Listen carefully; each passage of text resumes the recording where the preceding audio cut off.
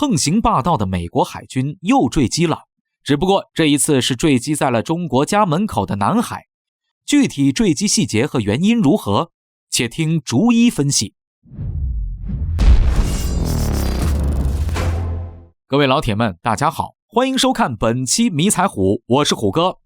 习惯于满世界瞎跑，到处称王称霸的美国海军，最近这2天在咱中国家门口的南海晃悠，还拉上了小弟日本海自当陪衬，一口气调集来了5艘航母、准航母，搞了一个所谓的灭国舰队来吓唬人。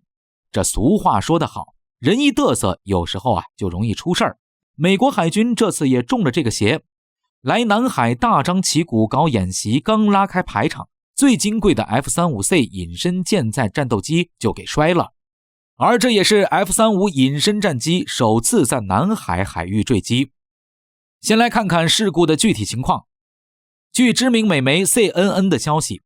隶属美国海军太平洋舰队麾下的卡尔文森号核动力航母日前在南海东部进行演训时，其上搭载的 VFA-147 淘金者舰载战斗机中队中，有一架 F-35C 型隐身战机在降落时发生了坠机事故，飞行员在事故中弹射逃生，逃过一劫，但是受了不明程度的伤。算上飞行员在内，此次坠机事故共造成卡尔文森号上7名舰员受伤。单从美媒的报道来看，其实很难找到啥太值得分析的细节，基本上就是把整件事笼统说了个大概，属于纯新闻。事实上也不光是美媒，美国海军太平洋舰队那边给出的回应说法也没有提及过多的细节，只是含糊其辞地表示事故详细情况正在调查中，目前不方便对外透露更多的细节，明显就是打官腔糊弄人的说法。至于事发现场照片，那更是一概没有。不用多说，美国海军必然是从上而下的对此事进行了消息管制与信息封锁。如若不然的话，就冲美国海军水兵之前差点在罗斯福号航母上搞兵变，都得先拿手机录一段，发表2句宣言，再传到个人社交账号上全网公开的传统异能。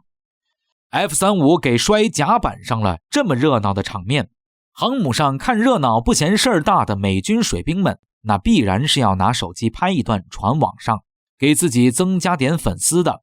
毕竟之前这么干也不是1次2次了。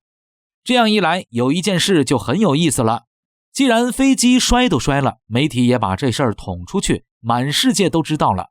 美国海军为啥还要这么罕见地执行严格消息封锁，连个现场事故照片都不往外发呢？还把航母上大几千号人的联网通讯全给掐了，一点消息都没流出来。对于美国海军这种比较反常的举动，目前外界认同度最高的一种原因猜测是，这架坠机的 F-35C 应该是冲出甲板掉海里了。这一猜想也能从另一个侧面得以证实，比方说美媒报道中提供的非常有限信息里，提到了 F-35C 是在降落过程中坠机的，而且受伤的不止飞行员，还有另外6名甲板勤务人员。啥样的降落坠机能造成这种情况？要说 F-35C 降落时一头拍甲板上当场爆炸了，那可就不只是伤7个人这么简单了，必然得当场死几个乃至更多。最为靠谱的可能性就是这架 F-35C 降落时崩断了拦阻索，劲道十足的拦阻索在极大张力下瞬间断裂后，又顺带抽飞了甲板上的勤务人员。而没了拦阻索帮忙降落的 F-35C 呢，航母甲板那么短的跑道距离肯定是不够制动的，一头冲进大海是再正常不过的情况。而从拦阻索崩断到战机冲出甲板坠海，也确实有那么个几秒钟反应时间，够飞行员弹射逃生的了。